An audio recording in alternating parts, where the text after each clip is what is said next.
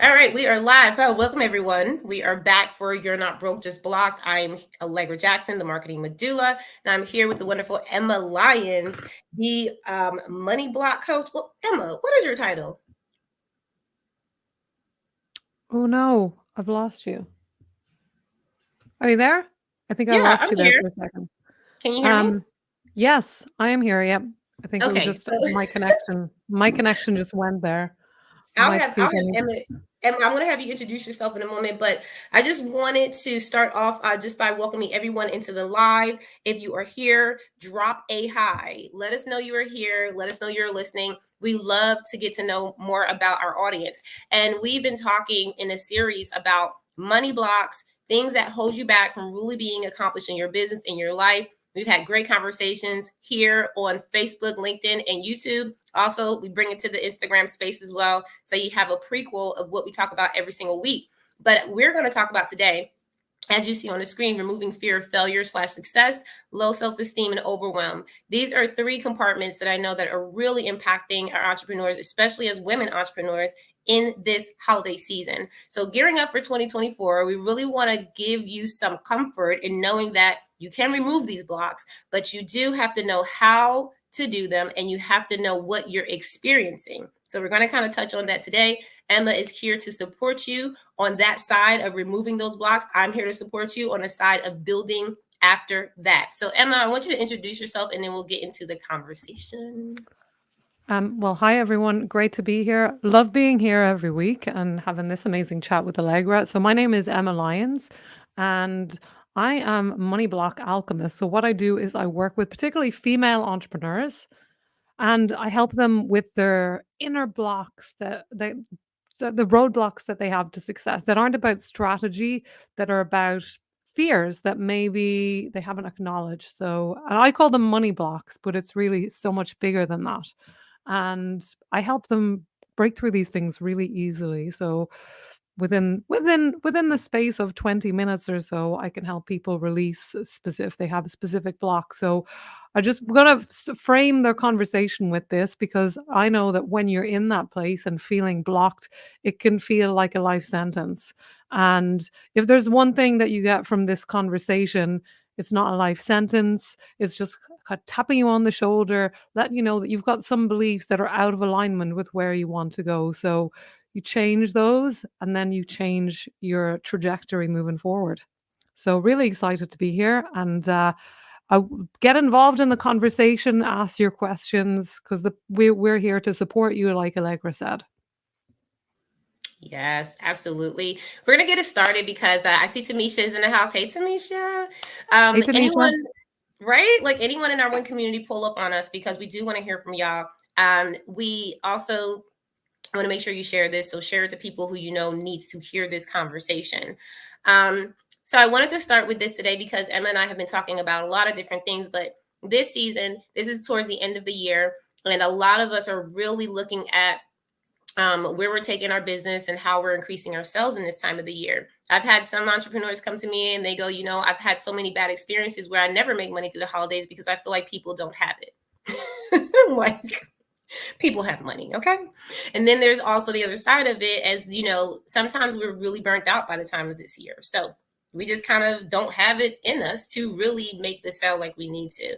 So there are some things there that I really pulled out from conversations that I've had. But today I really want to pinpoint this identification of what it is that is happening with you all, with us, right?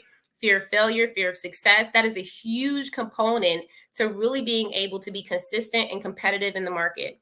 Whenever it comes down to your business, even in life, right? Because we have things that we do in our lives that we have to improve on, things that we have to get better at in order to be the best person that we are. So there are some levels of fear of failure, fear of success. I want to draw that out for everyone because sometimes we hear it, but we don't really know what that looks like.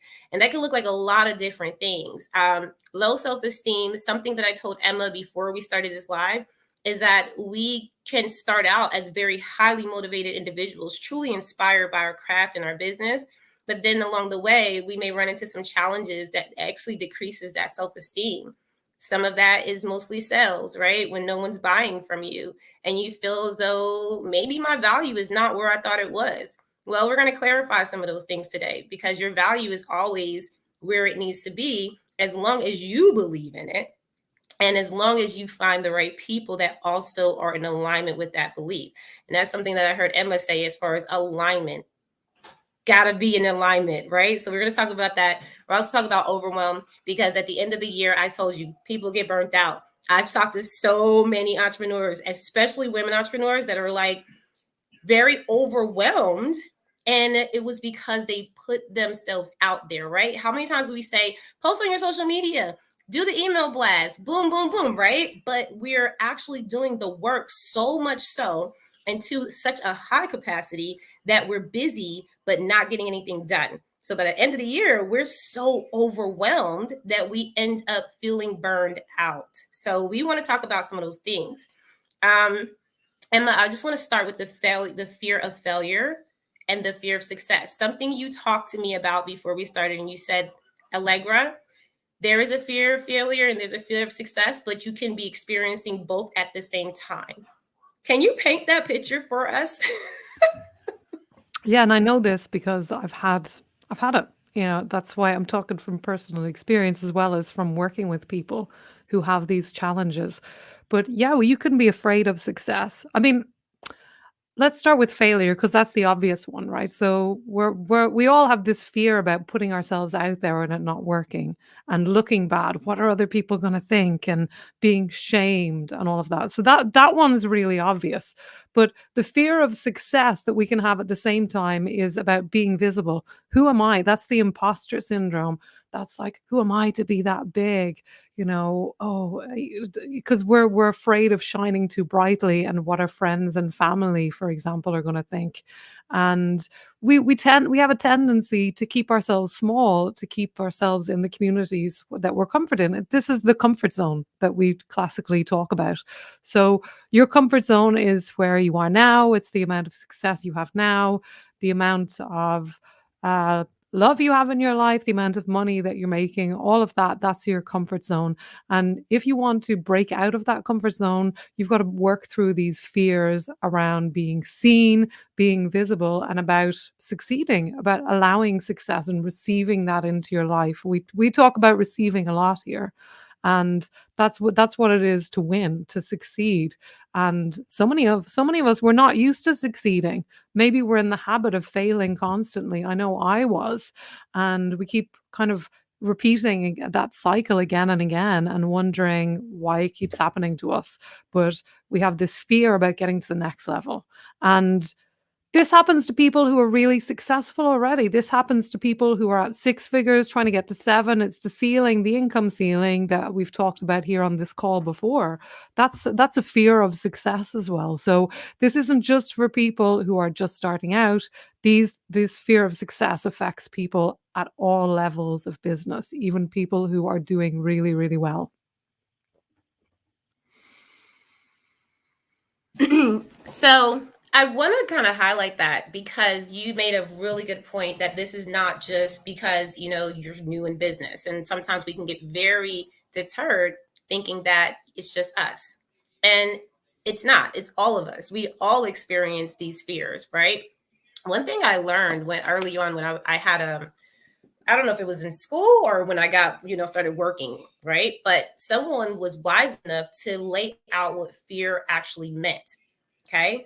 And they abbreviated it. And this is something that we can sometimes see and hear, right? Fear, false evidence appearing real, right? Or face everything and rise.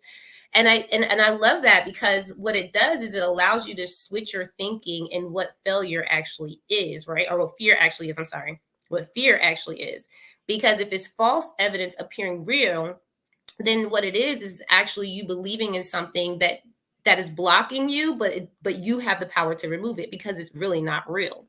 When you talked about the fear of success and failure at the same time, it reminds me, Emma, of, because I can relate to it too. It reminds me of when I was wanting to start my business, right? And I was asking lots of questions to people like, should I do this and should I do that? And there was a lot of fear of failure involved in that, because I didn't believe enough in what I thought. and what I felt about what I was doing, that I needed that validation from everyone.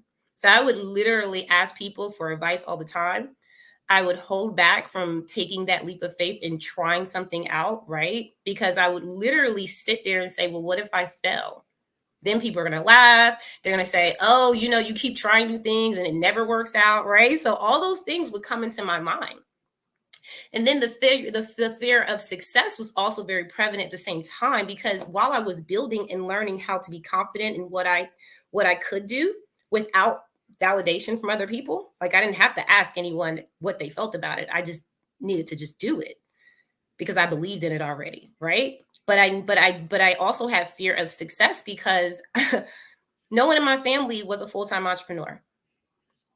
And my goal in doing what I was doing was to get out of the 9 to 5 rat race, number one, to not ever be looked over from an authoritative figure and say, you got to do A, B, and C. I didn't like that. I didn't like people telling me what to do. And I didn't want to have a glass ceiling. I didn't want a cap on my income. I wanted to be able to make as much money as I possibly could. But what I realized was that no one in my family was doing that. And so it made it seem so magnanimous to them that it was just like, I think I felt really guilty for even dreaming that big. Like, I think I felt really like, well, if I do that, then other people will look at me differently, like my family, right? And I think that kind of brings it to a head even now, because I said it in another live. I said, I'm looking at my family dynamics, and the reason why the fear was real for me, and it was valid, because now that I look at it, yeah, all those same situations are there. But for me, I had to get mentors and support and people to remind me, like, even though you're in this space where you may feel adverse to what you need to do because of other people and how they see you, I had people encouraging me along the way to just do it anyway. So now that I look back, I say to myself, the reason why I felt like that fear of success was because I just didn't know what it looked like, because no one ever showed me. Like I didn't know anyone in my family that was just full-time business owner, didn't do anything. That was it. I didn't have anyone that showed me that. So success looked so unreal and so big to me. And I didn't even have an example or someone to talk to say what that looked like personally, right? And so that was something that came up for me, because I think that we have to be very realistic about who we're around and the environments that we're raised in to understand where that fear really comes from. For me, it came from the lack of information, the lack of people in that space that I could literally see and visualize and feel supported in that area. So yeah, so success looked really big and looked really scary. And it looked like, what will it look like for me? It looks great on other people, but what will that actually require? And am I equipped to actually give what it needs from me? So those are the things that came up. And I think that when we are going through business, we're going to have spurts of fear that are going to try and pop up along the way. But when we talk about false evidence appearing real, when I learned that, Emma, I realized that it was a made up thing in my mind. Anything that I wanted to try in life, anything that I wanted to do in life, I could do it, right? I'm a believer that you can do all things through Christ who strengthens you. So for me, I had to dig into my faith, my belief system. I had to have something to stand on outside of myself to really get me to that next level. So whether it was my belief system, whether it was my coach, my mentor, the education I received, right? The reason why I was in fear was because I didn't have the tools I needed to know what to do in order to remove that block. So I want to hear what your take is on that, because that's something that came up for me. And I know that we experience fear differently, right? I think that that is a natural reaction for a lot of us, but each of our situation is different. That was my situation. And I was able, and I still experience fear sometimes, but I have to remind myself that you're going to feel uncomfortable. You're going to feel like there's something on the other side that you don't understand. But having what people call, I think, blind faith, and my ability to know and trust that no matter what happens, I'll be safe. I think that is what really kept me going and keeps me going till this day. So I want to hear from you, Emma. What do you think about that? Well, yeah, you said a lot of things there, and I really agree with everything that you said, because success is really an inside job. And even if you have all the correct tools and all of the best practices down, if you have that, if you doubt yourself, I mean, if you're constantly looking for other people to tell you what to do, I've been there. It points to a lack of doubt, a lack of trust in yourself, and that means that you're going to be afraid of every single step you take, and you're going to be hesitant, and you're not going to respond to the opportunities that arise in front of you, because we all have opportunities. And when you're in a place of kind of helplessness, hopelessness, and we've all experienced that, you don't see the opportunities that are there for you, because you're in that kind of hopeless, there are no opportunities, there's nothing here for me place. So our job is just to kind of raise that level of self-trust, so that we can see new opportunities that maybe we haven't noticed before.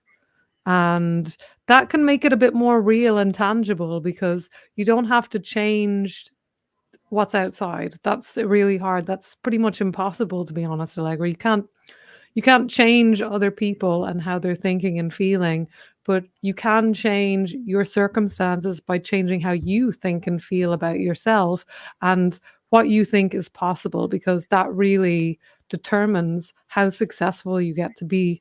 And I know for me, when I've been in those hopeless places, in the distant past and the not so distant past, when you're in that place of hopelessness, everything seems hopeless and there seem to be no opportunities there. And, when the next day or whenever you kind of come out of that loop, you can start seeing opportunities that were always there, but maybe that you hadn't paid attention to. And then you can start making different decisions that are going to move you in a new direction, so that you can create something different in your life. So much of this is about self empowerment. And really, that's all it is. I mean, running in your own business, I've heard it described as a personal development boot camp, because really, if you're in a 9 to 5, if you're in a regular job, you don't have to do all that work. You can just come and do your job and go home, and it's fine. There's nothing wrong with that. But if you're running a business, particularly if you're selling a product and service that you make or provide yourself, it really requires another level of visibility and self-trust and confidence in yourself, because you are going to be basically a thought leader. You're not just going to follow in someone else's footsteps. And that requires an incredible amount of confidence in yourself and empowerment in yourself. And I think this is a reason why women are still lagging behind men, because when it comes to that entrepreneurship, and because of the history that we have of being less than, and self-criticality, women are much more likely to be depressed and fall into those negative spirals, because we're often trapped and held hostage by our own emotions and feelings. And it takes something to come out of that, and that's what we're talking about here. We've got to elevate our self-esteem, our self-trust, so that we can move beyond the fear of failure and the fear of success, to letting the success in that's already there for us, for taking those steps forward, so that we can receive the little successes that are already there for us. And I know for me, and also for a lot of women, what you can do, what helped me, and when I'm working with people, it also we have this practice, and you can start it now as well.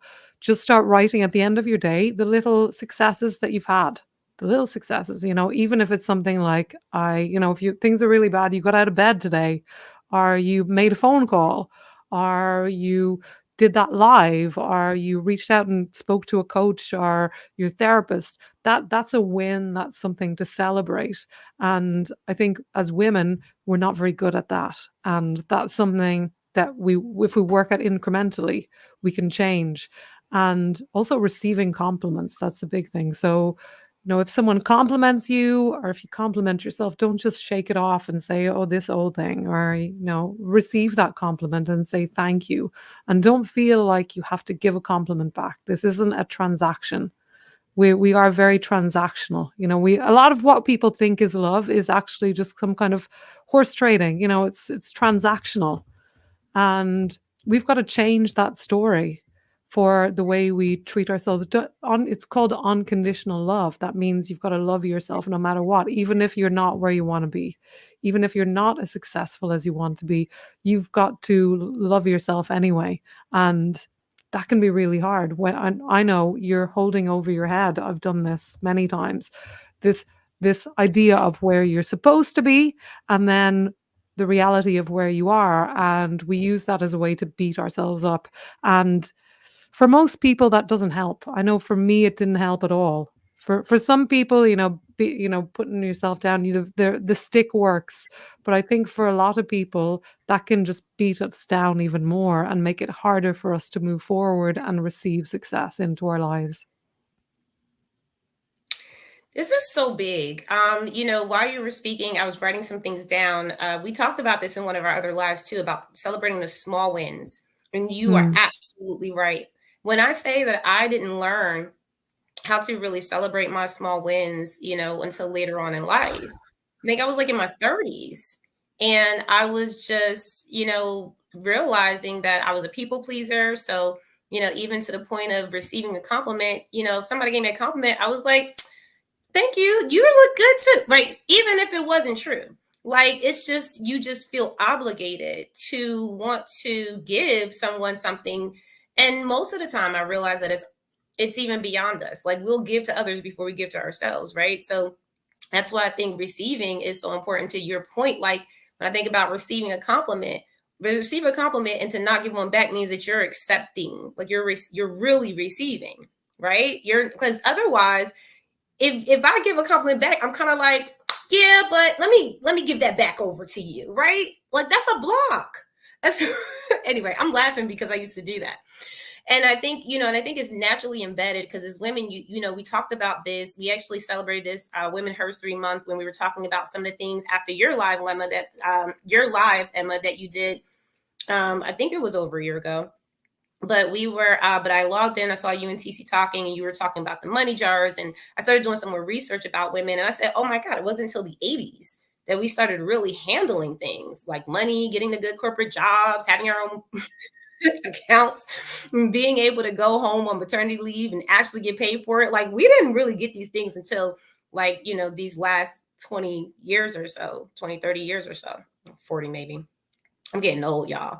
So the bottom line is that this is really still new to us. It's still new to our generations. Like it was just my mom that went through that, right? She was the one climbing that corporate ladder when they first really allowed women to be good in the workplace, to have positions of power, to make more money. And I think that when we talk about some of these things, like celebrating your small wins, I never saw that, because we were so like just striving to get in position. But now that we have positions and we're able to have businesses and do all these great, amazing things, right? I think there's still a lot of those, to your point, those money blocks where we're still experiencing our nervous system is still like in the back in the day. Okay, well, if I didn't do this grand gesture of a thing, then then I probably don't feel good. I feel like a failure, right? But every little thing that I've done that day is a win. Like I wrote this down while you were speaking. I said, failure is necessary. Success is never final. That's what came to me. And then when you talked about celebrating your small wins every day, you gave them a practical assignment. So this is something y'all can do every single day. You can write down your small wins every single day. That's what Emma just said. You can receive compliments and not give them back.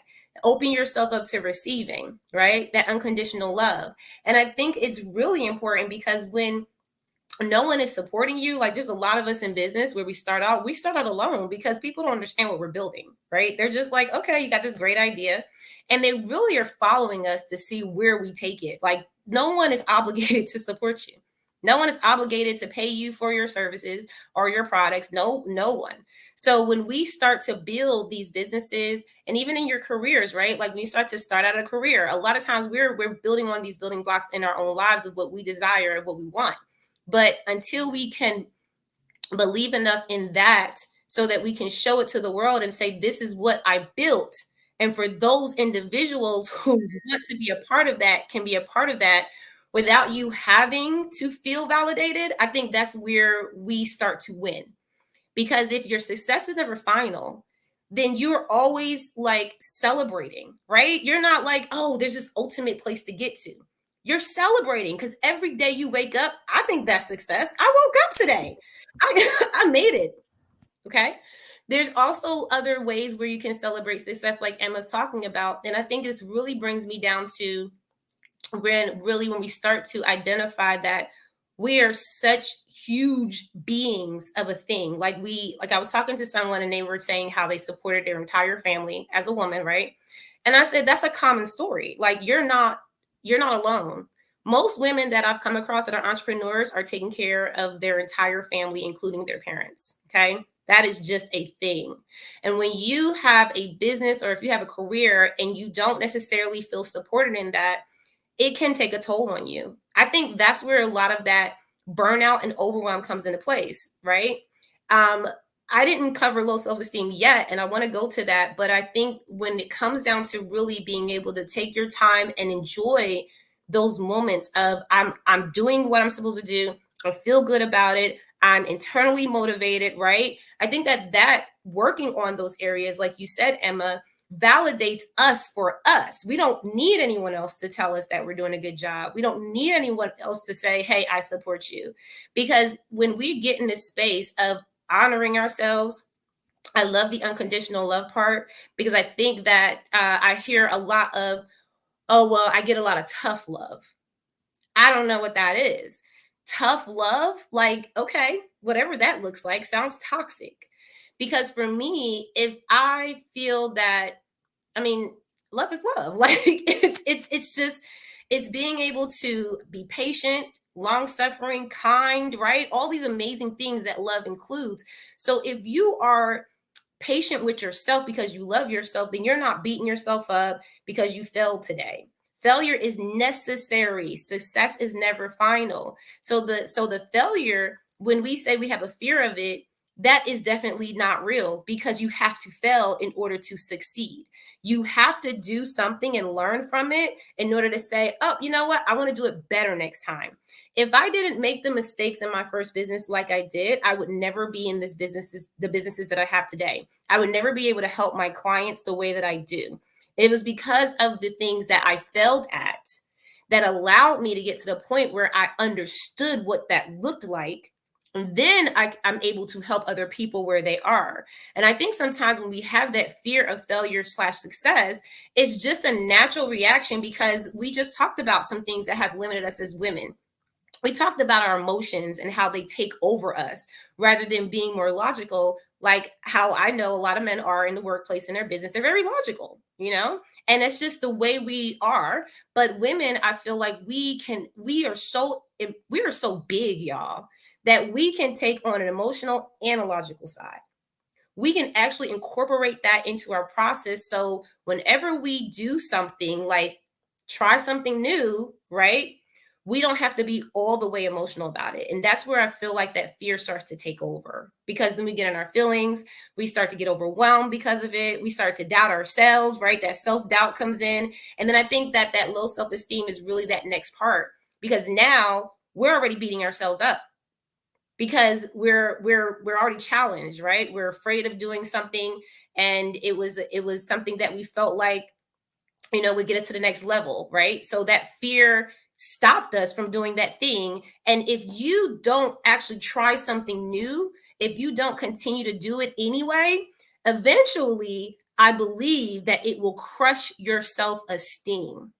If you go throughout your days not celebrating your wins, I think that also adds to low self-esteem. And so I want to kind of bring that up to the pot too, because it's one thing to experience fear. That is real. That's something that we all have to encounter and develop a strength within us to know how to deal with that, right? And if you don't know how to really get to that point on your own, because it may be affecting so many different areas of your life, because it's not just going to be in your business, it's not just going to be in your career, it's going to affect everything. It's going to affect your relationships, it's going to affect your self-esteem. And so now that we're in this part of feeling like we're not worth it, or feeling like we don't deserve it, or whatever that looks like, now we have to work on that part, right? Because if you have low self-esteem, people will see that in you. And no matter how cheery we are, no matter how vibrant we are, no matter how much we show up on a social media page, I believe, and this is not my expertise, this is Emma's expertise, but this is from what I see in my entrepreneurs today, right? I believe that people can literally see right through that. And I believe that that also impacts sales, because if people can see that you're not confident in what you do, if people see that you don't really feel as, responsible in that area, because self-esteem comes with a lot of good energy, y'all. It comes with a lot of validity, and you don't and no one can question that about you, right? No one can challenge you on that. And so when people see that in you, they feel confident in themselves. That's what makes them buy, right? They're like, okay, yeah, I'm going to buy from her because she clearly knows what she's talking about. But at the same time, that confidence is there. Self-esteem, if it's low, even if your services are the best of the best, even though you got like the best testimonials, even if your website looks amazing, when people come into your space and when they feel that from you, it stops them from purchasing. I want to know from Emma, what areas we can really work on when it comes to self-esteem. I totally agree with that, Allegra. And like you said, absolutely, you can be confident about what you do. This was me, my story, I knew that I was really good at what I did, but I had a low self-esteem. I doubted my worth, not the worth of my work, right? And lots of people, they don't separate out those two things that I've spoken to. When you ask them, or when one lady that I spoke to maybe a year or two ago. I asked her, she was struggling in her business. And when I brought up the idea of self worth, she said, "No, I believe in myself. The product that I serve, the service that I offer is really important and it really helps people." And that's not your self worth, my friends. A lot of people get confused. It's not the service that you offer, it's not the quality of your coaching or whatever you provide, it's your confidence about who you are. And to conflate those things, I think, is dangerous. I know I did.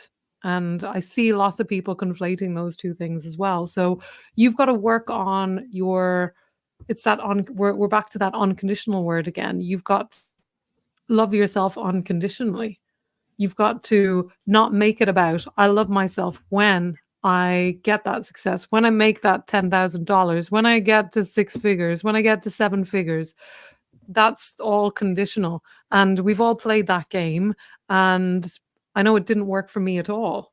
It did not work for me. It was counterproductive because whenever I held those expectations and didn't meet them, I used to beat myself over the head with it, and make myself wrong about it.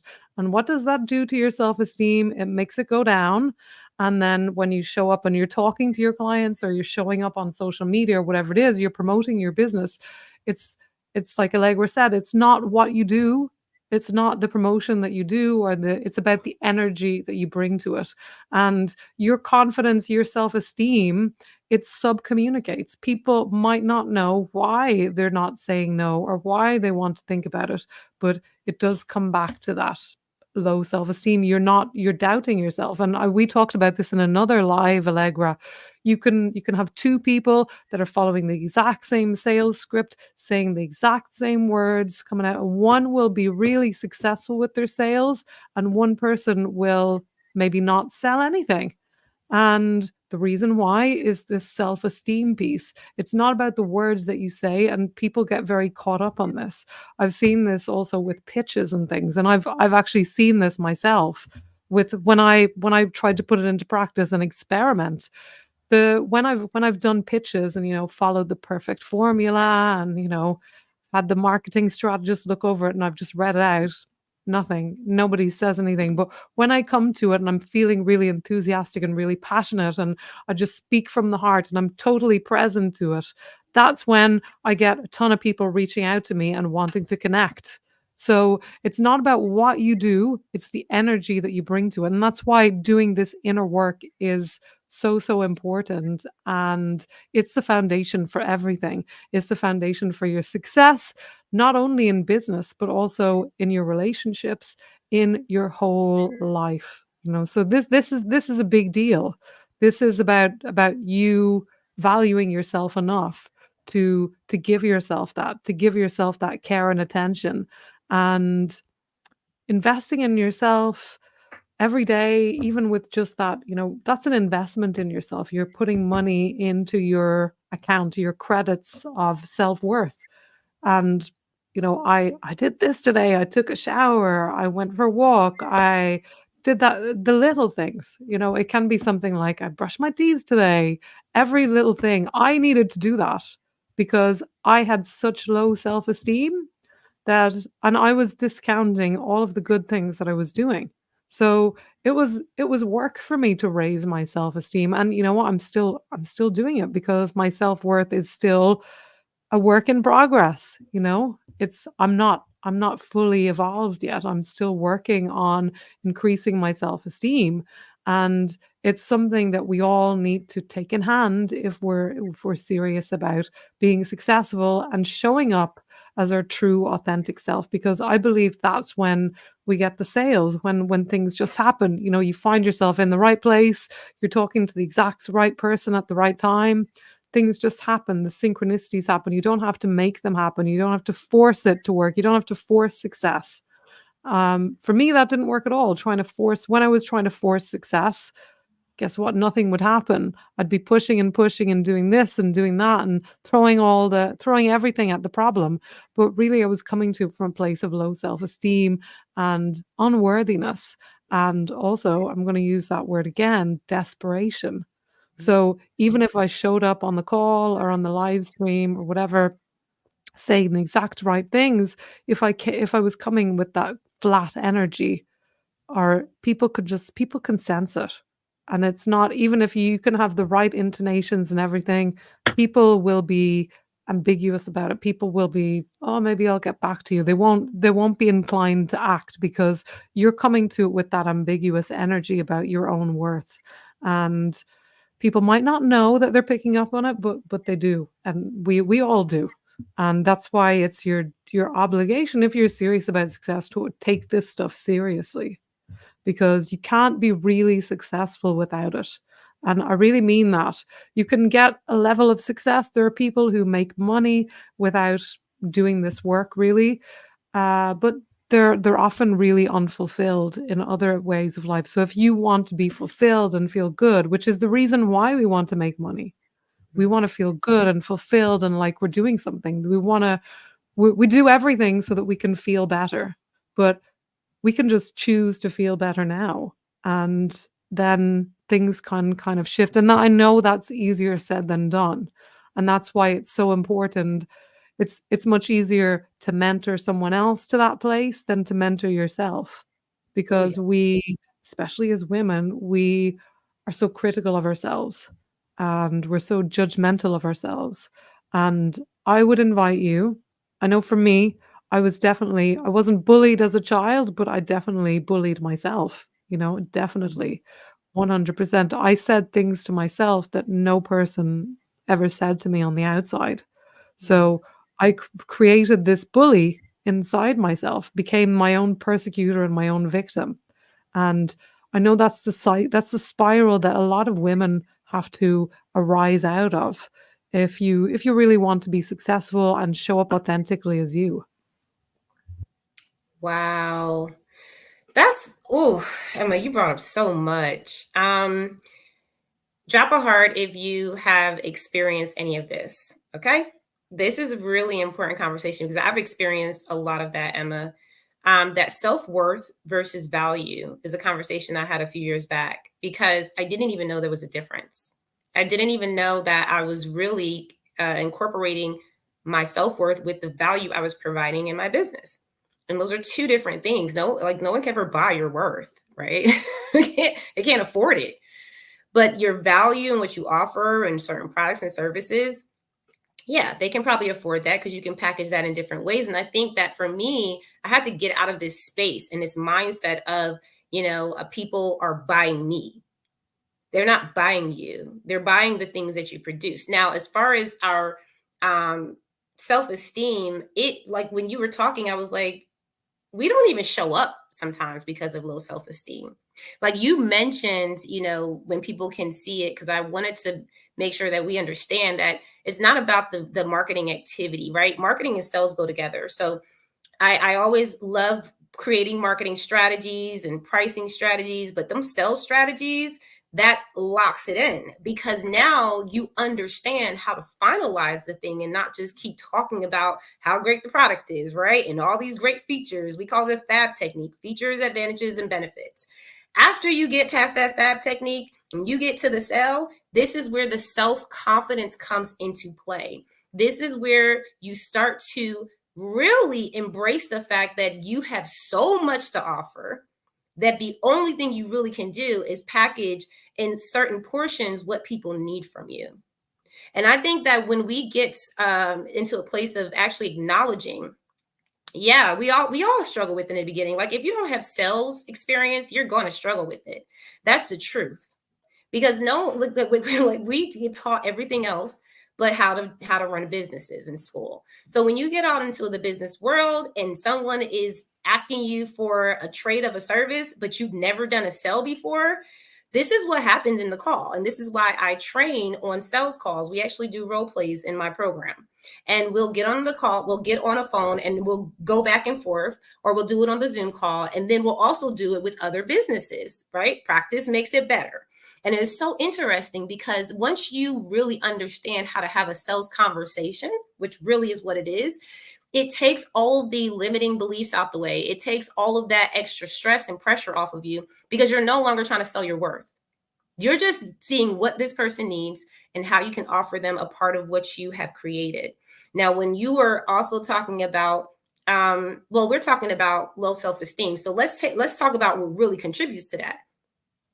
Because if you're making the sale and you're getting on calls before most people can even get to the end of the call, like to say, hey, this is how much it is that in your budget? Okay, perfect. Let me go ahead and get your credit card number, right? That's scary for people, because especially if you're talking to someone about something that they've never had before, or never seen before, right? And a lot of startup entrepreneurs get scared around this because they're like, well, I don't have testimonials. I've never even done it before. So this person probably doesn't even trust me. And that impedes on their self-esteem. I had that happen to me. Another part of it was after, really trying to get myself in place to say, okay, well, I'm going to just practice. And the more I practice getting on calls without the coaching and support that I needed, taking all those no's, and someone told me no after no after no after no, I ended up in a place at one point where I was like, something's wrong with me. I was like, something's wrong with me. Nobody understands my value. Nobody understands me. Nobody cares. That level of self-esteem, like, first of all, you got to be very cautious about that, because people are going to naturally tell you no in sales. That is going to be a thing. So knowing that and being very knowledgeable about that, we have something that I taught back in the day. It's called law of averages. And that means that for every certain amount of people that you reach out to, there's going to be a percentage of those people that will tell you yes, and there'll be a percentage of those people that will tell you no, right? Law of averages, same as law of gravities, it works. And the more the better you get at it, your law of averages increases, right? So you can start off calling 10 people in a sales call, practicing the same sales pitch, and 9 of those people will tell you no, and 1 of those people will tell you yes. But that's because you're really understanding your audience. You're really trying to get to know what people need from you, what people want from you. And once you get through enough of those calls, I believe that understanding how to do it the right way with the right education and knowledge and understanding of who you are, like Emma's talking about, working on that inside piece, it makes you more confident to show up, make the phone calls, get on the Zoom calls, show up on social media. And then when you find that someone is giving you the no, and no's can come in a lot of different ways. No's can come directly when they're like, no, I'm good. But most of the time, they're not going to tell you that. People are going to say things like, I don't have the money right now. Well, it sounds like a great program or it sounds like a good service, but let me think about it. I got to talk to my husband. I got to talk to my wife, right? They're going to give you reasons and excuses. We call them negatives because we learn in sales pitching that you overturn negatives, because really, essentially, what it is that you haven't really given them a reason to say yes, right? Because people buy stuff that they want, and usually when they reach out, they're interested in that, right? It's our job at that point to identify their needs, to provide if we can give them a solution, and to make the exchange. That is it. So when someone comes in our spaces and we don't really get down to the sell confidently, and we get that whole wonky like, I don't know, that essentially is a no, right? But also we have to look back on that. And this is what I want to also say, Emma, because taking those no's, this is what I would hear at the end of some sales calls when we would do role play, is they would tell them all about the programs, all about the products, and then at the end of the sales call they would go, okay, so the program is $99, and yeah, is it something you want? Or, and I was like, okay, are we asking them if it's okay to make the exchange? And so one thing I want to highlight here is the reason why you have to work on your self-esteem, and the reason why this is something that you have to really remove from you and what you are feeling inside, because there's no reason for you to have a lack of anything. If you're providing something that you already know you can provide results for, that's what a business does. So you, at the end of every single call, the only responsibility is to lock in that sale. And if you don't lock in that sale, to look back on the sale and say, where in that sales pitch, where in that conversation do I feel like I could have did better? Where in that conversation do I feel like that person responded a certain way, right? We call it data. But when we dissect things like that and not actually internalize it, like, oh, woe is me, they didn't like me, they didn't take my offer, I said that wrong, and now I'm beating myself up. That's not what it's about. It's about identifying what your audience is really asking from you. Because a lot of times we just don't understand what they're asking from us. So we're just offering things that we know to offer without getting enough information. And so that's another part of that self-esteem part, is it's not about you. It's never about you. It's always about the customer. And when we divert our focus from really being so like internalized about how we're showing up, like, I think that comes from not building that self-esteem up from the beginning. And some of us come from very, harsh backgrounds. Some of us may have been in abusive situations as children. Some of us may have been in whatever the case may be. We maybe have been beat up throughout our lives, right? Told that we're not anything, told that we can't do it right. We may have tried things over and over again and failed at it several times. So there's a certain level of self-esteem that does have to be built up. So whoever we are, we have that responsibility for ourselves. But when it comes down to our business and ourselves, what I want to remind people of is that is not a reflection of you. Okay. Your sales or your lack of is not a reflection of you. It's actually just a reflection of how your business is modeled and how you need to improve on some things. We call it putting tools in your toolbox. So when you start to learn things like, okay, I'm going to take 9 no's and I'll get that 1 yes. So let me go ahead and make these 10 phone calls. Let me just get it out the way. Because it's not about me. It's about finding the person who I call a golden egg, the person who really right now is actually looking for me. All I'm doing is deciding on who needs what I have right now. And so when we kind of reframe that, I think that self-esteem conversation becomes a lot different, because we're no longer trading our worth rather than our value. What I'm offering in my value is packaged and you can only get that part of me. But another part of self-esteem is, allowing people to have way too much access to you. When you start a business, when you run a business, that's why we put things in place like calendars and time frames where the business is open and closed. But I have literally seen startup business owners let clients call at any time, get their personal emails and personal phone numbers. Like, these are big mistakes that we make, because a lot of those access points is really us not acknowledging our boundaries. We have to have boundaries, because anyone that we don't know that needs a value service from us, when we don't have boundaries, we now are believing that we're trading our worth. And that is never, they can never ever afford you. So calling you late night and it's going to frustrate you. It's going to make you feel like, why did I do this? I keep letting this happen. I keep giving people access to me. So we got to build that self-esteem. And then we got to learn how to do sales. You got to learn how to do sales. And it's not hard. It's really just a skill set like anything else. So I really want to speak to, before we go to the end of the end part with the overwhelm, I really want to speak to women who don't feel like they've had the training and feel like they need to increase their self-esteem levels. Emma, I know that you're going to have a comment for this, because this is an internal work. This is something that you have to do and that you have to really continuously work on. I work on my self-esteem all the time. Nobody is perfect. So just like Emma was sharing, like, there are times that she's like, okay, well, I'm still working on that. We're all a work in progress. Nobody is there. Okay.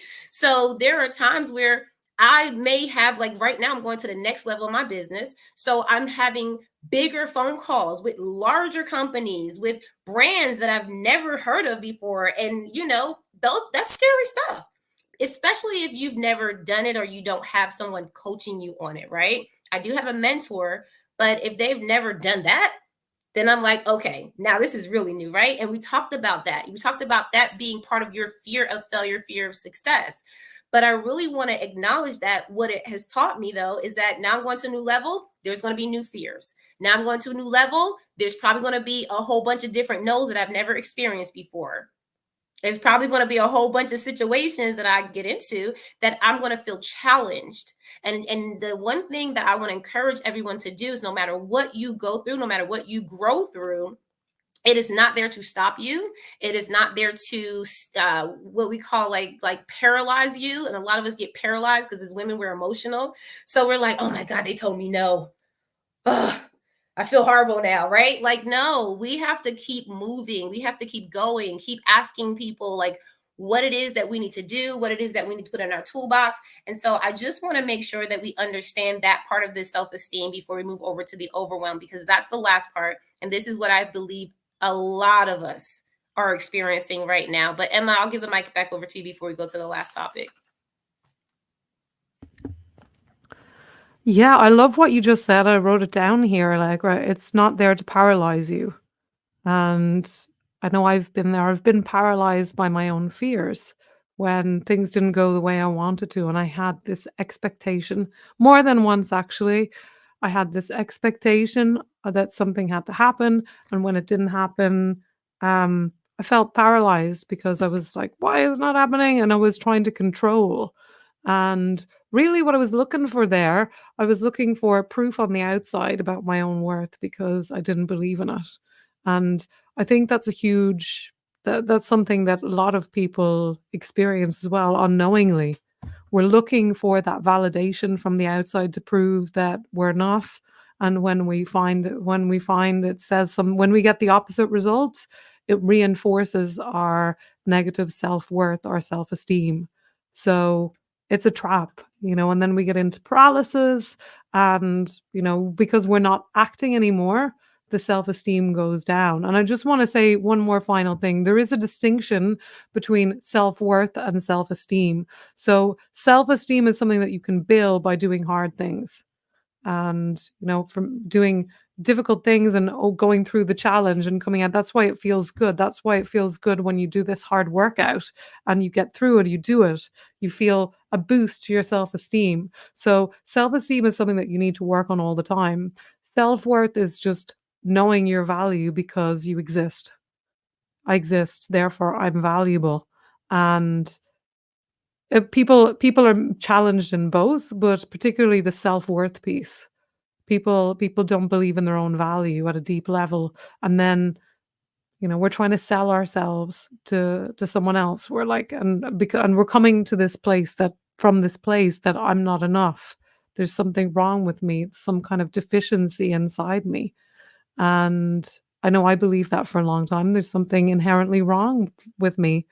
And when you believe that, guess what? It keeps getting reinforced in the outside.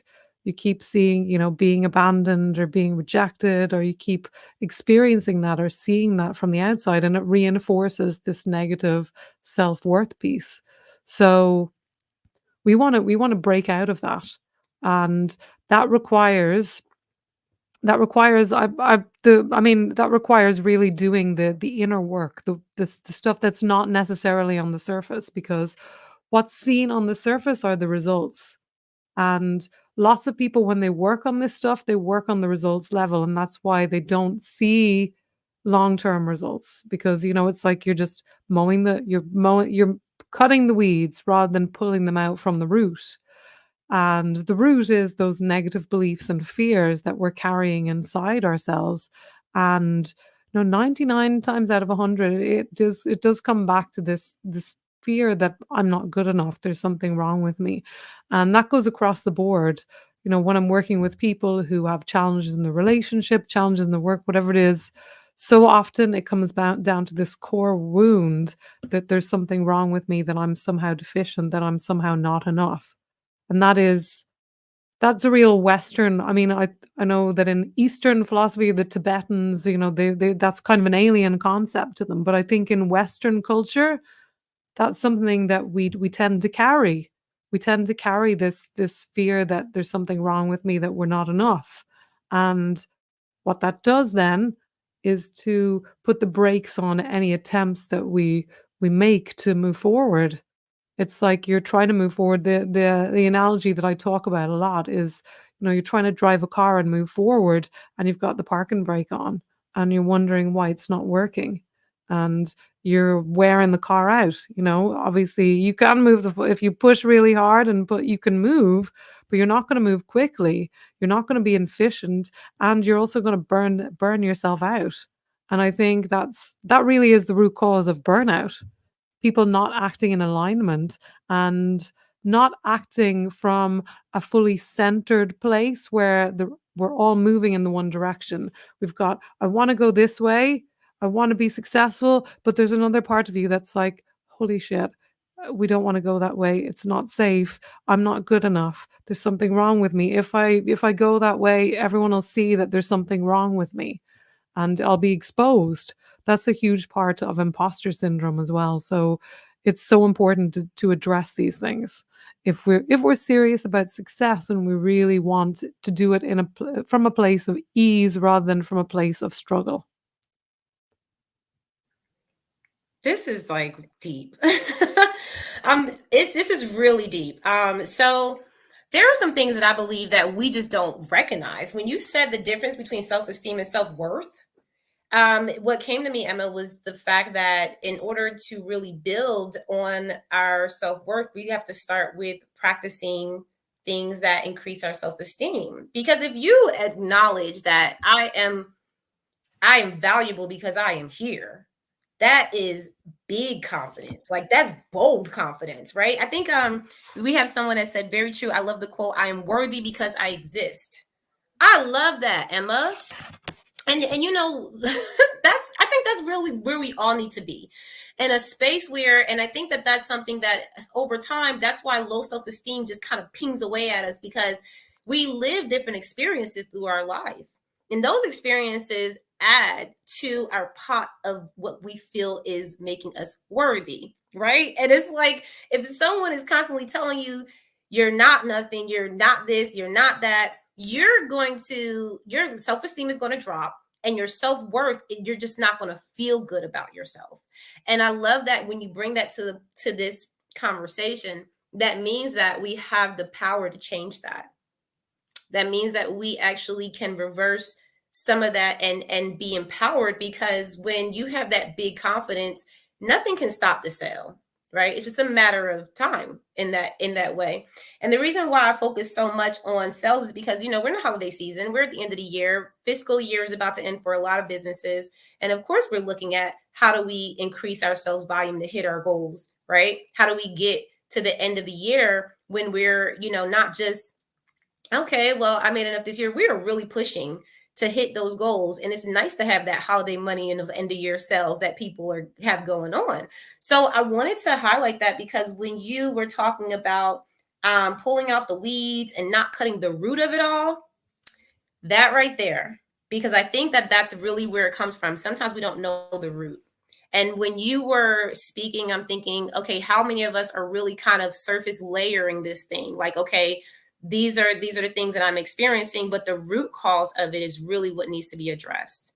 And I know that Holly said where she struggles a lot is she has a problem talking about how she has no problem talking about how great someone else's service is, but she struggles with talking about her own. And I think that is real. Like you Oh, feel yeah. like you're pushy.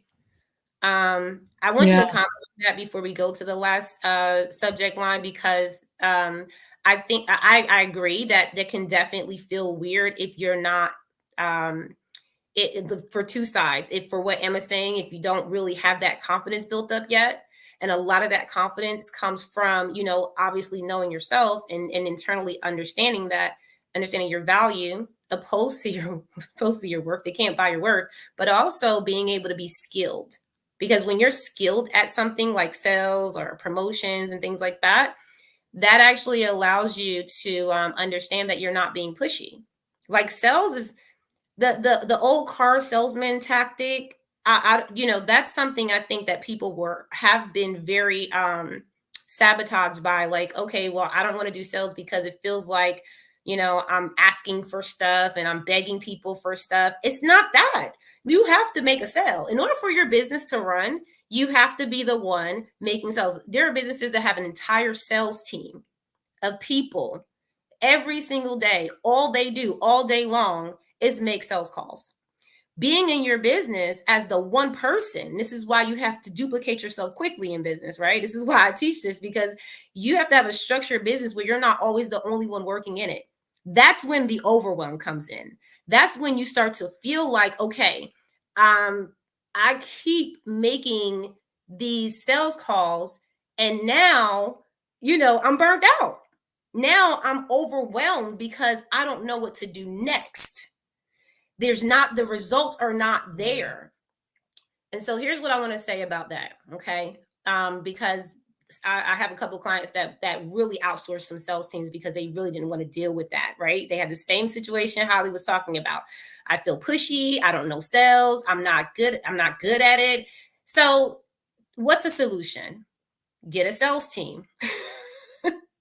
You don't have to be good at it.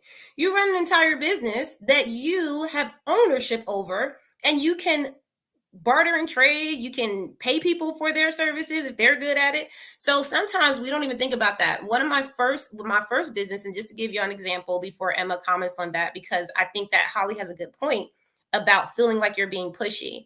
I just think at the end of the day, y'all, like my first sales team was in my business, in my bartending company, the first one I had. I didn't really have a lot of blocks when it came to that, because I was more desperate to get to my goal than I was about my own feelings about it. So I literally just recruited people, and I was like, hey, I just need you to make sales calls. Can you make sales calls? I don't have time for it. Right. And that's really what allowed me to do a lot in that business. It wasn't because I was just great at sales. I got support. I hired people on commission. I didn't pay them out of pocket. They made their own money. I just gave them the sales script. And so I want to kind of lean on into that, because sometimes we feel like we have to do it all and we don't. But I want to hear from Emma about that, because that's a really good question. That is such a good question that Holly made there, the comment, because I've said it before, it is so much harder to sell your own product or your own service, because than it is to sell someone else's stuff. I mean, it would be easy for me to sell Allegra's services, but it's harder for me to sell my own services because I have that self-doubt and that, "Oh my god, am I really gonna be able to help that person?" We have that voice, the negative mind kicks in, and if you've been practicing that negative thinking for a while, it gets reinforced, if you've got negative thoughts and feelings going on, you see evidence of that. Tony Robbins does something at one of his seminars where he gets everyone to look around and find brown. And then the point is, when people are counting the number of brown things that they find, but really when we're looking for something, we kind of make things that are kind of purple we count that as brown. We find what we're looking for. So, and it's the same if you're looking for what's wrong, you'll find it, especially when it's about you. So that's why it's so, so, so, so, so, so, so important to do this inner work if you're selling yourself, basically. You're not selling yourself, you're selling the value that you offer to support someone else, or a product that you're offering, because that comes from your soul. That's really personal. And you've got to really believe in your value as an artist in Holly's case, or whatever it is that you do, in order to sell that item. And when selling other people's things, it's so much easier. It doesn't require that. You just need to maybe you need to believe in them, or believe that they're if you're an aligned person, you need to believe that someone is acting from integrity. Like, if I was selling Allegra's thing, I would have no problem, because I know that she has integrity and that what she's selling is valuable. So, but it's harder to tune into that with ourselves, because we don't we lack that self-worth. And that's especially a problem with that's a challenge, let's say, that a lot of women have, and women, people of color, because of our historical legacy, and because if that's been reinforced for 20, 30, 40 years, you're going to have a pattern. You're going to be in that loop, and that behavioral loop, maybe trying and failing over and over again. That was my pattern, trying really hard, failing, then disappointment, and then the resentment and the frustration. And, we can be in this kind of crazy eight loop, going from one to another and wondering why nothing's working. And if we want to break out of that, we've got to go under the surface and really work on the underlying beliefs that are supporting that, so that we can really break that cycle, that negative cycle that's keeping us stuck and holding us back from stepping forward. Wow. Have we really been on here for an hour and a half almost? Okay. That's crazy. I'm, I'm just looking at the time like, wait a minute. So, all right, we're going to go with the last one because, of course, we value all of your time and we want to make sure that you get the full extent of this. Thank you for expressing that, Emma. I'm thinking so much about my own journey and what kind of resolve did I have to put in place for that when it came down to, the feeling like I'm pushy and, the sales this and, really understanding how to express my value, right, in that sales call or sales conversation or just in any general conversation. Number one, I had to practice talking about it. Like it had to be a thing where I talked about what I did, not just for the sale. I think that was a big thing for me because the more I talked about what I did and the more that I expressed that, the more confident I started to become in it. And I didn't just say it to anyone. I would talk about it to people that I knew were in alignment with it, right? Because they were like, yeah, girl, that's so good, right? And so it really did increase my confidence in knowing that what I offered was valuable. But also another thing was I had to partner with other people because what you said, Emma, about actually being able to sell other people's products better than your own, I had to actually use that to my advantage, right? I partnered up with people that I knew were really good at what they did. And I just put my package with their package. And what it did was it actually helped me want to promote it more. And I think that that is another way to really boost self-esteem too, because when you're around someone who's really on the same pathway as you in business, and you can, or even in your career, and you can partner up and you can do things together and promote things together. If you are really good at promoting other people's products and services outside of your own, then use that as a way to build your self-esteem. Because if you partner with someone that's, talking about, they're going to talk about you too. And when you get into spaces and you talk about the services that they have, you can easily talk about it now. And you're still going to get paid for it because your services are inclusive. So that's another way that I really got over that. I'm not going to lie. Like that was like my shortcut because I needed the sale. Like I needed to make the sale. And so these are just some ways, and that's part of a sales strategy. That's part of you really understanding how you want to lay that out. I want to kind of lean into the overwhelm part too, because when we don't have a plan in place, I'm so serious about this. This is why I went back to creating business plans for my clients. When I first started out my business coaching programs, I was talking about business planning, but everyone was coming to me for marketing. And I was handling like mad social media accounts, y'all.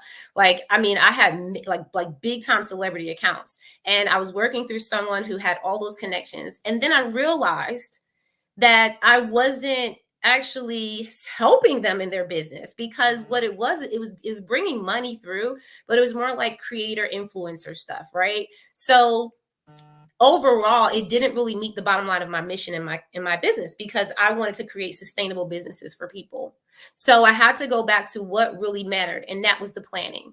And that's where I feel like the overwhelm kind of comes into place, because if we're not planning things out, like actually writing it down, knowing exactly what we need to do, sometimes what has happened, and I've seen this even in my own life, is that I come out with one thing and I start promoting it and I start selling it, and it doesn't sell right away. And then I go, oh my God, I got to get something else. And then I get another product and another service, and I start promoting that. And then by the time like 6 months down the road, I got like 10 different things I'm doing. And so when you do that, number one, it leads to burnout. So you feel like, oh my God, I can't do not another thing, right? Because outside of your business, outside of your thinking, your innovation, your risk taking, all these things is that's energy. And so when I started to realize that, oh my God, I'm putting myself through overwhelm because I'm so everywhere. And it was because I didn't really have a good plan on what I wanted to do, right? And I'm talking about a step by step. And and this is something that me and Ari talked about, because Ariana said in yesterday's live, she said, Allegra, I've just never been that planner. And a lot of people are like this, like never been that planner. I can't even see past 5 months, right? I can't even see past this week. And the thing about it is that if we never actually challenge ourselves to really learn how to write a plan and to think long term, and how to map that out, I think cognitively we start to shut down. Because I remember doing this with someone and actually having the conversation of what was happening. And he was like, I just feel like my brain just won't take me there. Right? It was like I'm trying to write out that plan, but it won't take me there. And so, and that's what I feel like happens to a lot of us. So this is what I always say, right? Create some smart goals. Create some smart goals. We talked about this, I think, in one of the first lives that me and Emma did. And you don't have to write out a full business plan, but at least know, what it is that you need to have in order to get to your sell.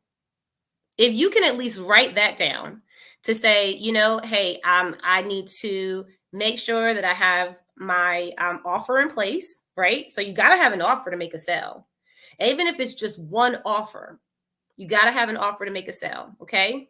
And this is where a lot of the things that we do in a business plan with the product mix, the marketing mix, where you have the product, the place, the price, the promotion, those things are what leads you to taking that one product, knowing who the people are that need it, pricing it properly, and then also promoting it. Because when you have that plan of action in place, you get so clear on exactly who you need to speak to. And that's why a lot of times we get to start creating our avatars after that, because we already know, like, this person needs it. They have the problem, they need it. So now I get to figure out where this person works, eats, sleeps, Like we get to figure out more about them and their lives. So the sell does not become so hard. If we don't have that plan, that's when we struggle, because now we're like, well, who is this for? Like, we say that we know who it's for, but most of us are building businesses based off of problems that we had. Most of us have started a business not because we looked in the market and said, "Oh, look, there's an opening for this product." No, most of us have started a business because of a problem that we had or a problem that we experienced. And when we actually start building on that, we have to kind of get out of ourselves. And a lot of us don't do that. A lot of us stay in our own feelings about what it is we're doing. So we think everyone is like us. And so all of a sudden we go, well, who's the audience? Oh, everyone's the audience. So I'm going to help everyone. But that can't be the case. So we have to be able to understand that, okay, we had a problem that we solved. Now, who else has that problem? And the way that we do that is by packaging things and using those SMART goals to say, how, and SMART goals, SMART, is you got to set goals around how many, what you want to do. So I was talking to someone and I said to them, because she was telling me how her, she was like, people keep giving me excuses, And I said, well, first of all, who's your person? And she kind of laid it out, just like I was telling y'all, find your person, right? Who needs it right now? And then when you find out where they are, then your job is really just to start creating those goals and how many of those people you need to reach. So be very specific when you set your goals, right? We do KPIs, key performance indicators. KPIs are going to tell you how many people you need to get into that service, where you're going to promote to actually pull those people in. Because your data will tell you that. We talk about data all the time in my programs, and I do this on my lives too. But if you look at the back end of your social media, which is what most of us are using right now, you can tell the age of your audience. If it's more women than men, you can tell what time of the day that they're watching. You can tell what type of content they like the most. You can tell. And so if you're looking and you're being very specific about, well, what are my goals? It's going to require you to look at those things. So you be specific, meaning that, okay, what specifically do I need to get? Do I need 8 people to buy this product? Do I need 10 people to buy this product? Right? Give it a number. Make sure you're very specific to the point where you know exactly what you need. And then also you have to be measurable. You have to measure it, right? Because everybody's not going to be able to buy right now. You may be promoting something, right? And we talked about this in another live, where a lot of us are very, very unrealistic because we want to sell right now. And you got to measure that. Like, if you know in the market that someone right now is in place of wanting to hit their fitness goals, well, this is hey, baby. But this is a product life cycle, right? So people right now, and this is just a common knowledge, everyone's like, oh, new year, new fitness goals, new this, new that, let's get well. If you don't hit the market where you've been cultivating experiences for people and talking to them throughout the past 3 months or so, then by this time in the holiday season, when they're thinking about working out, they're not coming to you. They're not going to respond when you reach out in the DMs. They're going to go to the people who have been contacting them throughout the last 6 months to a year, who have been in the DMs, who took the no's over time, right? So you got to be very measurable with your goals, because if you don't say to yourself, well, how long is it really going to take me to cultivate this relationship so that they feel like they like, know, and trust me enough to get into my program, to buy my product, right? So it has to be measurable. You got to know if you can last that long. Can you last 3 months without making money in your business? Can you? Right? To hit that goal. Same thing when it comes to attainable. Is it actually attainable? Sometimes we're selling things in the market that people don't even want. So to get to that goal is not even attainable because we're promoting something that people are not asking for. And that's why we have to survey, we have to ask, we have to identify, even through those sales calls. Why did you call me? What did you need from me? What made you come here? Where did you find me? These are really important things. So you got to be very, listen, this has to be attainable. It also has to be very realistic. Some of us are in, like, I love what Ariana says, we're living in Delulu land, right? Like, we're delusional about the fact that we can keep showing up, keep saying the same things, keep doing the same things, and we're going to get a different result. That is completely insanity. So we have to be very realistic about the fact that, okay, are we modeling the right process? Or are we just doing something that we know feels good and we're hoping that it just gives us a result? Our goals have to be very realistic. And then the last one is it has to be timely. Got to be timely, okay? And you gotta be able to know what deadlines you're gonna set for your goals. Like you can't just say, "Oh, I have a goal," and when you're gonna reach it. When are you gonna get those 10 people in your program? And that will help us really identify, well, how many people do I have to reach out to this month in order to get that many people in my program, in order to have that many people buy? Because if I'm only showing up once a week on Instagram and maybe send out an email once a month, like, listen, no one is going to buy anything because I'm not giving people enough opportunity to really get into my space. And it's not going to work. So I have to set that goal where I know at the end of this month, I want 10 people in my workshop. So that means I'm going to show up every single day and measure who is coming through my sales funnel. Because at the top of that sales funnel, you are going, and it's a cone, y'all. So you're always going to have your lead generation state at the top of that sales funnel, but you're still got to nurture people.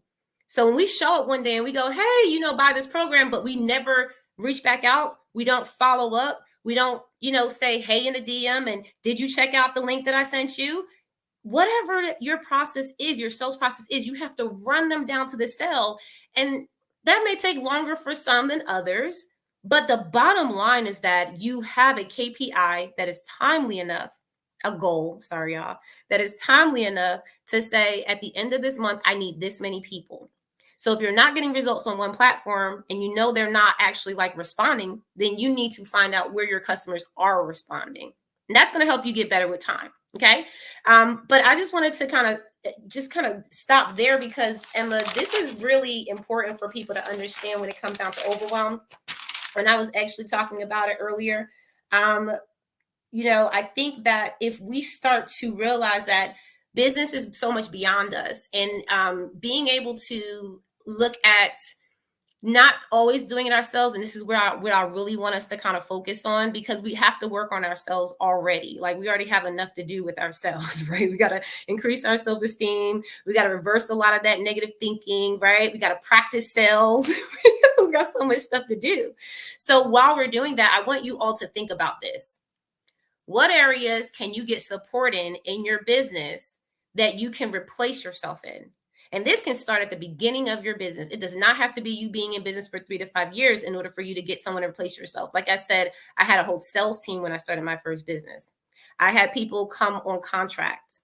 They paid themselves. Okay. I had interns. I had people working on my social media. I had people working on my email marketing. I had people, like, all I did was tell them, hey, I just need you to send this out, and this is the script. I had people that I sent scripts to that were making sales calls. I think, the interns were even doing that at that point too. This is how the business flourished, not because I was great, not because I was so high, like my confidence was so high. Half of the time, y'all, I was crying because someone told me no in the sales call. And I'll leave y'all with this last thing too, because overwhelm is really serious. A lot of us are just trying to do it all ourselves. As women, we tend to mimic that from our personal lives. I told you, most of the women I've come across, they take care of their mom, their dads, their parents. They take care of their children. They take care of their husbands, their wives, because some women have wives. They take care of all these people. And then you go and start a business and you don't get support. That is just crazy, because how are you going to be able to divide, and how are you going to be able to conquer that when you're so divided? So you got to be able to actually duplicate yourself in the business. That's what that's for. It's not to do it all for yourself. That's why you have the business. Otherwise, you could be a freelancer. You can be out here. Even sole proprietors get help, y'all. Like it's a sole proprietor, but they even have partners. They even have support, right? So I just want to kind of leave that there, because sometimes we're so caught up in what we think we're supposed to do, and not having the information is really detrimental. So I challenge y'all to, and feel free to reach out to me in the DM if you have questions about this, but I challenge y'all to get support in your business so you can focus on working on you. Because if you can do that, if you can at least get one person to support you, one person to do whatever that one little task is, you can say, you know what, I can just take that one thing off my plate. A person that can give you the right advice or the right support. And I'll say this, whenever I need support, I never hesitate to go to the SBA, Small Business Administration. I don't know what y'all have in the UK, Emma, but here in the US, we have the Small Business Association, which is provided by the government. And it actually is in every single, from what I know, every single city, not just state. And I've always gotten a mentor from the time that I started my first business. I've had mentors. I've never had to pay. They do not charge anything. You go in there, you get an entire business plan that you can work with someone through, and they can tell you exactly what you need to do. They can provide you with financing. I got a $15,000. Was it a grant? No, it wasn't a grant. It was like a $15,000. Like, I don't know. I think it was a grant. Either way, it was money that was in my bank account. Okay. And that came from the SBA because I was in a program there. And so, listen, there's just so much support out there that there's no reason for you to do it alone. So this is my challenge for you today. For anyone who feels like, hey, I need help with sales, I need help with this, I need help with that. If you feel like, hey, I can't afford a coach. Hey, I can't afford to hire this person or hire that. I'm giving you key things that you can do right now that will not cost you a dime. You can get people to support you on contract, and you can have them do the hard work and then let them pay themselves. If you feel like you're not comfortable doing that, then go to the local SBA, get a mentor, and let them support you. And if you don't like that mentor, get a different one, let them support you. But you are the CEO. You are the boss. You are the big time of your business. And if you don't know how to make those decisions, then your business will not survive. So we're going to teach you how to do that. And this is one of your first steps. That's all I have, Emma, because I think that would be a great next step for anyone who's feeling like I'm overwhelmed. Get the support. 100%. Yeah. I mean, when I've tried to do things on my own, I have. That's when I've found myself very, very stuck because, like we talked about, you're in your own loop. You're in your own the negative feelings that keep reinforcing themselves. And even if you're taking action, this was my experience anyway. You might be taking all the right actions, but if you're bringing the same old energy to it, you're going to get the same old results. And that's why it's so important to have mentorship, someone who can also encourage you and help boost your self-confidence so that you show up different. And exactly what Allegra said. So this has been such a great conversation, and I think it is really, really easy to get overwhelmed when you are trying to run a business because there's so much to do and there's so much work to do on yourself, and it is overwhelming. I can really relate to that. I've been overwhelmed. I've been burnt out. I've put 100%, 200% of myself into something and then felt burnt out at the end when I didn't get the result or didn't get any result from it. And then, it puts you back into that burnout kind of mentality where you're just expecting a certain outcome, not getting it, and reinforcing all those negative beliefs. So it's important to have someone who can have an outside perspective on this so that you don't end up internalizing all of that overwhelm and burnout and just creating more of the same for your business and for you moving forward, because those two things really are connected. You how you feel about yourself and how your business is doing, especially if you're selling a product and service that you are personally creating or offering. Yep. I think, and I saw your comment, and I really would like to invite people into our space, and eventually we're going to offer something for you all to really participate in when it comes down to this one-on-one work. We're giving you some tools to work with now. We're giving you some advice to go ahead and munch on, right? This is some good brain food. But once you get past this place of, okay, realization, understanding what it is that you want to do, we want to also offer you an opportunity to get in our space so that we can coach you, that we can get really, really understand what it is that you're experiencing and also be able to process that with you. And at the end of the day, when you walk away, you'll have clarity of mind and results. I do want to also say this before we get out of here, though. I made some really good conversations today, y'all. I would love to hear your feedback. Let us know how you enjoyed this live. I also want you to follow myself and Emma on all of our social media channels, Facebook, Instagram, LinkedIn, YouTube, wherever I'm at, Allegra Jackson CEO. Emma, is it Emma Lyons on all the social medias too? Sorry, Emma S. Lyons. Yeah, on all the social media platforms. Yeah. So really easy to find, y'all. And I want to make sure that, no one got beat up today. That's the great part, Emma. Like we had a No. really, because I think we beat ourselves up by just like bringing up things that, I just thought about it. I said, Yes. I've been through a lot, and all of us are going to go through a lot. But here's what I love about this journey is that, if I would have told you that I would be here saying this today about 7 years ago, I would be laughing at y'all, because I was such a people pleaser. I was so caught up in my feelings about what it is that I thought I was supposed to be doing, or what it is I thought other people were supposed to be doing.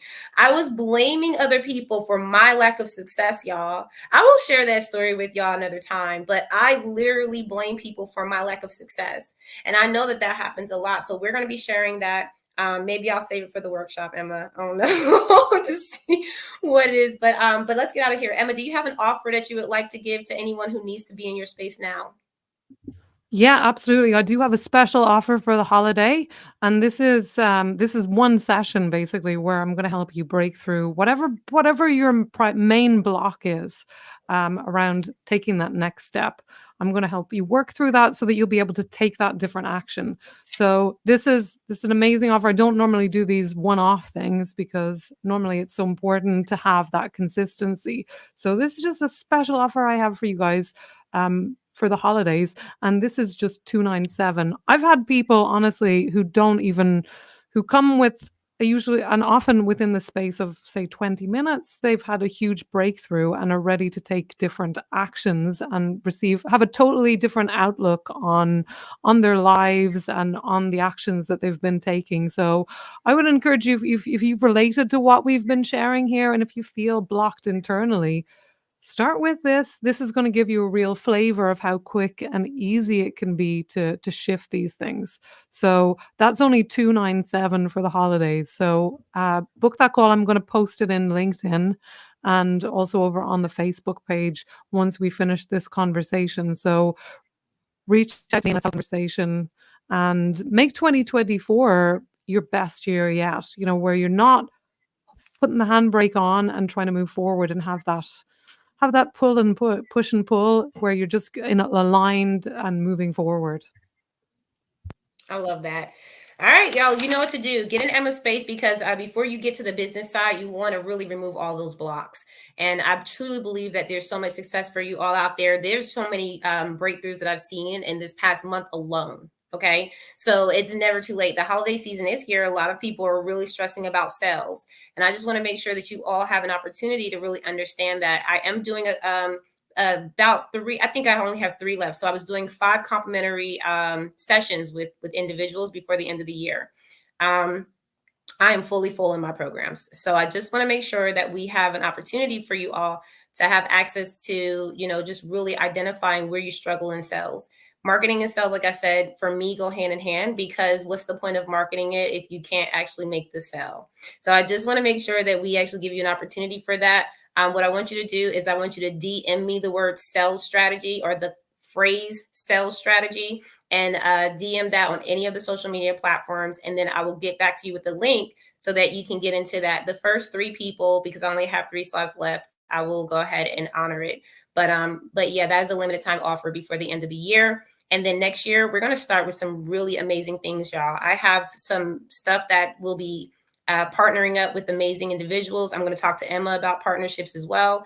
And we want to have some spaces for you all to really come back to these lives, get what you need, but also make sure that you put yourself in position where you're properly planning your business, where you're marketing it well, not just talking to everyone, that you're streamlining your marketing and your sales, and that you also have access to funding.